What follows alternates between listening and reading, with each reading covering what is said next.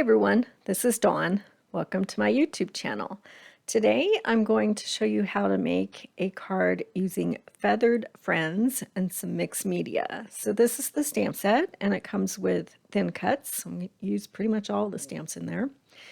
I'm using some of the Opaquetexturepaste from Ranger and papers from Sawyer. Okay, so I'm going to make a slimline card. So I'm going to cut this piece of Sawyer down to 3.5 by 8.5. And I'm going to do some mixed media techniques on this. All right, so I'm using my opaque texture paste. I'll whip it up a little bit, and I'm going to make kind of clouds in the background on this patterned paper. So I'm just kind of randomly spreading out some of this texture paste on this patterned paper. It's a little bit hard to see, but I do want it to be kind of a subtle effect because it's going to look like clouds. So I'm just randomly spreading some of this paste out.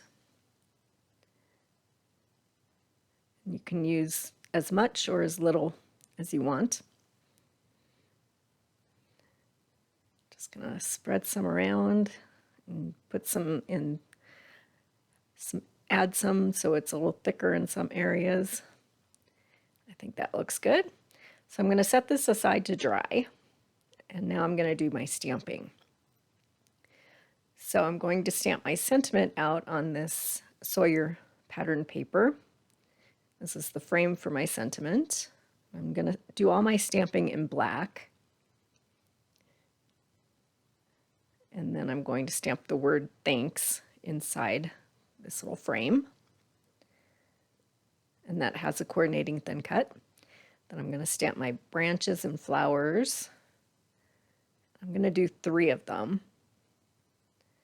Not sure if I'm going to use all of them, but I want to have enough to work with. And I can always trim them, cut them down, and use only part of them if I want to. Then I'm going to stamp one of each of the birds. So these all have coordinating thin cuts. And in just a sec, I'm going to skip ahead. I'm going to color everything in with triblendmarkers, and then I'm going to cut them out with the thin cuts. Okay, so now everything's all colored in, ready to go. And it's all trimmed out with the coordinating thin cuts. So I'm going to use this frame. It's the Slimline Shaker window. I decided that I wanted to add a frame around all of my images on my card. So I'm going to use this stitched frame for Slimline cards. And it's Harbor cardstock. Okay. So now we can start building our card. So I have a Slimline card base. This is going to get layered over my mixed media background.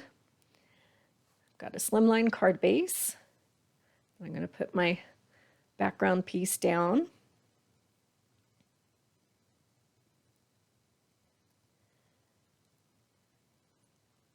And then I'm going to add that frame on top of it.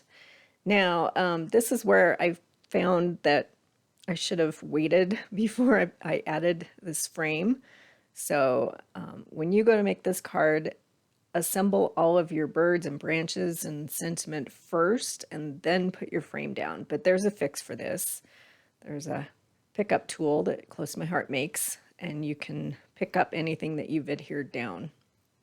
Okay, so I've kind of got everything arranged on my card front the way I want it. So this is where I'm sliding this pickup tool under that stitched frame, because I want to be able to put my branches and flowers. I want to slide that under the edge of my frame. I want my frame to be on top of it. So I'm going to slide that in. So this tool is handy for picking up stickers and just things that you put down and you decide that you want to move them. So I'm going to pop that sentiment with some foam tape. This is left over from a shaker card. And then I'll pop the bird. And then I'll skip ahead and adhere the other branches and flowers and birds the same way.